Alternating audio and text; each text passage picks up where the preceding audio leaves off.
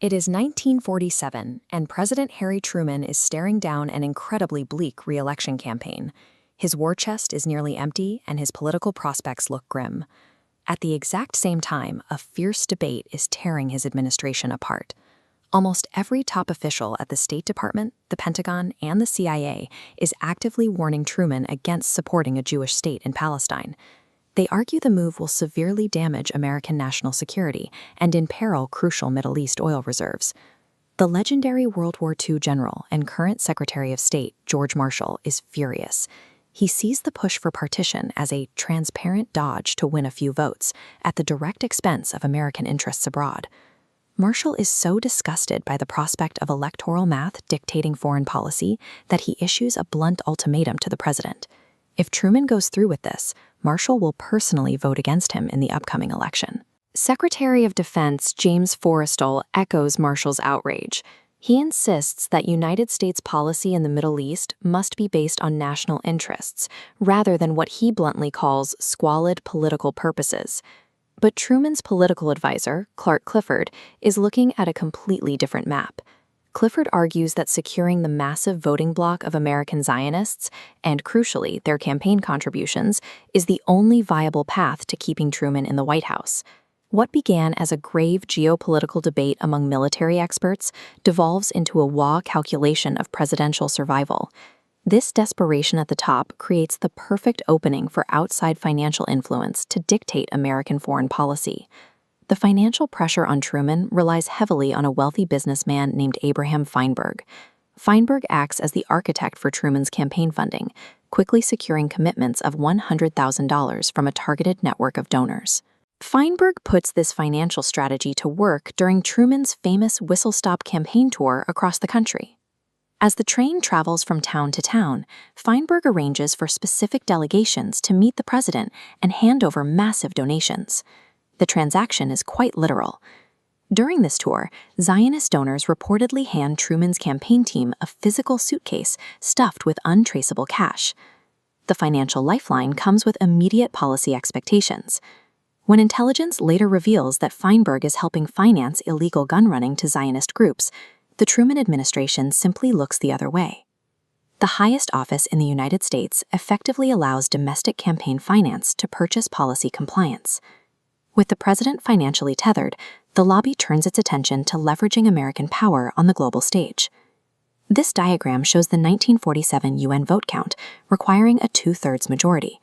The tally left the partition lobby well short. To solve this, they pushed through a delay, buying crucial time for an aggressive global campaign of arm-twisting against smaller nations.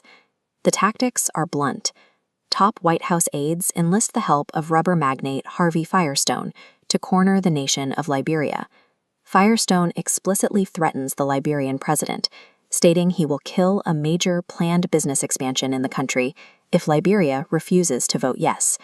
Powerful financier and presidential advisor Bernard Baruch applies the same pressure to France, explicitly threatening to cut off crucial U.S. economic aid if they vote against the partition. Across Latin America and the Caribbean, delegates are met with a wave of direct bribery. Some are quietly promised that a massive Pan-American highway construction project will suddenly get approved. Wives of delegates receive mink coats. Costa Rica's president reportedly receives a blank checkbook, and Haiti is offered direct economic aid to change its original no vote. This aggressive push guarantees the necessary votes. The path to a 2/3 majority is engineered through a ruthless, nation-by-nation shakedown, using American economic supremacy as a blunt instrument. One of the clearest examples of this coercion involves the nation of the Philippines. Before the final vote, the Philippine delegate delivers an impassioned speech on the UN floor. He firmly defends the inviolable rights of a people to determine their own political future, warning that the partition will lead the world back toward dangerous principles of racial exclusiveness. The response from the lobby is immediate. Longtime Zionist and Supreme Court Justice Felix Frankfurter, working alongside Truman's political aide Clark Clifford and 10 senators, organizes a swift counterattack. They deliver an explicit threat to the Philippine government: vote for the partition, or 7 crucial pieces of pending U.S. legislation vital to the survival of the Philippines will be killed in Congress. Just 24 hours after delivering his principled stand on the General Assembly floor, the Philippine delegate bows to the intense pressure and changes his vote to yes. This isolated incident captures exactly how the entire process operated. Genuine democratic debate on a global stage is systematically crushed by targeted legislative extortion.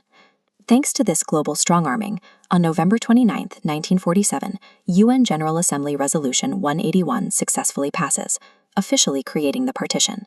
The archival records from this session document a process driven by calculated leverage, far removed from the moral clarity often associated with such international landmarks. The partition is the result of literal suitcases of cash, presidential campaign desperation, and highly organized diplomatic blackmail. Monumental foreign policy is frequently forged not in the light of democratic ideals, but in the shadows of backroom power plays that deliberately silence the warnings of top military and diplomatic experts. Thank you for watching our video. If you found value in it, please take time to leave a like, subscribe to the Bookish Breakdown channel for more, and share this video with a friend.